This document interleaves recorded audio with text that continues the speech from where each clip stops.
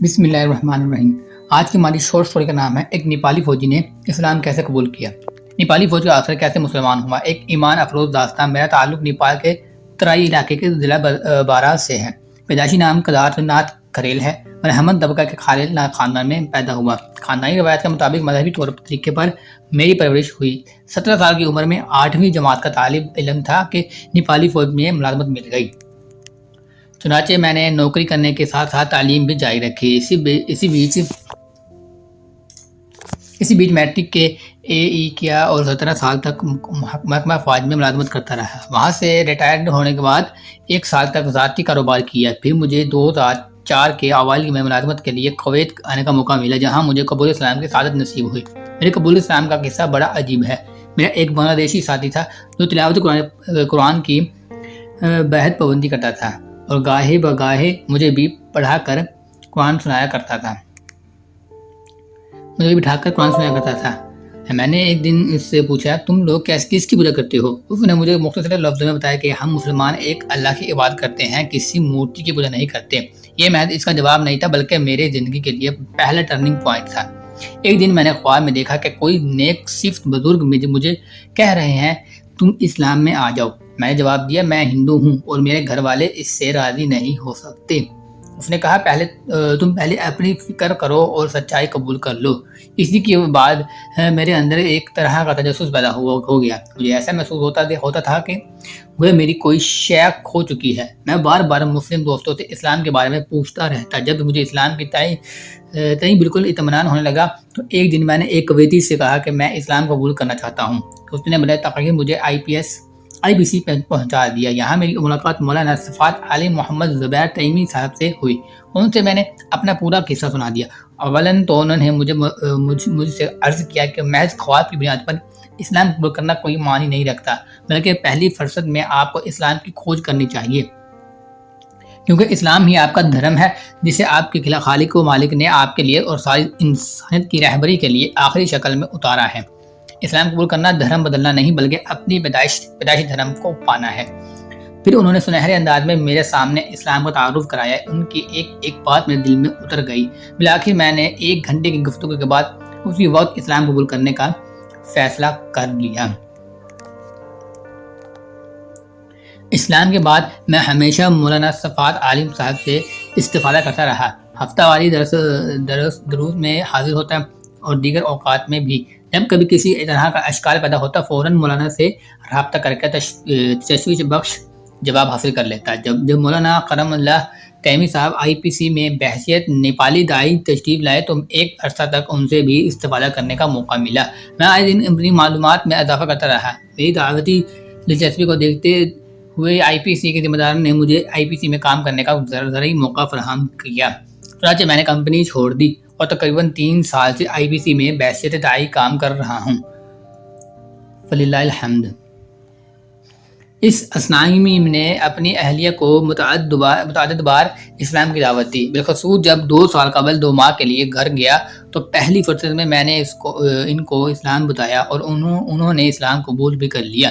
لیکن جب 2 مہینے گزرنے کے بعد کویت آیا تو میرے سسر نے اس پر دباؤ ڈالا اور قسم کھا لی کہ جب تک وہ اسلام سے نہ پھرے گی تب تک میں اس کا چہرہ بھی نہیں دیکھ سکتا، حتیٰ کہ وہ میرا مردہ منہ بھی نہیں دیکھ سکتی۔ اب کیا تھا، وہ اپنے شیطانی جذبات کا خیال کرتے ہوئے مرتد ہو گئی۔ اس بیچ میں نے بارہا کوشش کی کہ وہ اسلام کو اپنا لے، لیکن اب وہ ماننے کو تیار نہ تھی، حالانکہ میں اس سے بے حد محبت کرتا تھا۔ میرے پاس ایک 17 سال کی لڑکی ہے جو نرسنگ کی تعلیم حاصل کر رہی ہے۔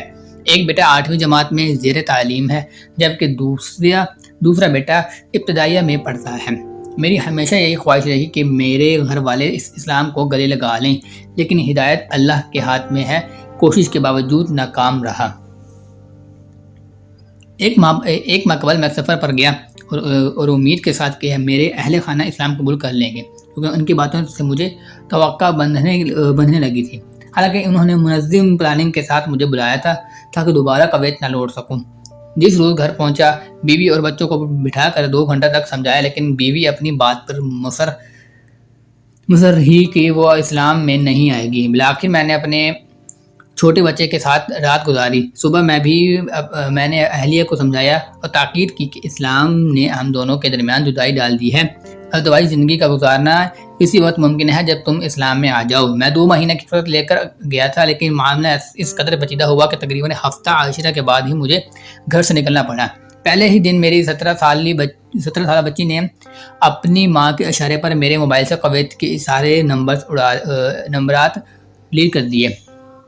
میری بیوی خوشحال گھرانے سے تعلق رکھتی تھی۔ اس کے ایک بھائی امریکہ میں اور ایک بھائی بیلجیم میں رہتے تھے۔ میرے سسرال والوں کی پلاننگ تھی کہ کسی طرح میں ان کے دھرم پر لوٹ آؤں اور دوبارہ کویت نہ آ سکوں۔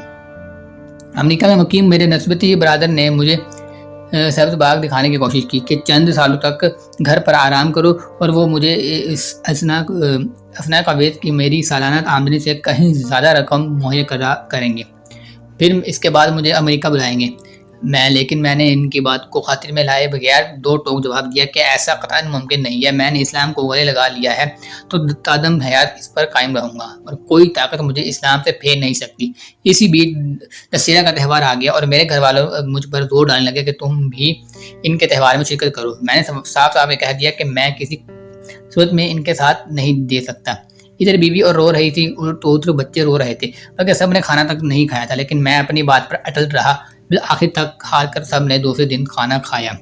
ہفتہ عشرہ تک میں نے دسیوں بار اہل خانہ کو اسلام کی دعوت دی، اپنی محبت کا واسطہ دیا اور علیحدگی کی صورت میں معاشرتی بگاڑ اور بچوں کے مستقبل کی بربادی سے ڈرایا، لیکن میری بیوی اپنے بھائیوں اور باپ کے بہکاوے میں آ کر دین میں میرا ساتھ نہ دے سکی۔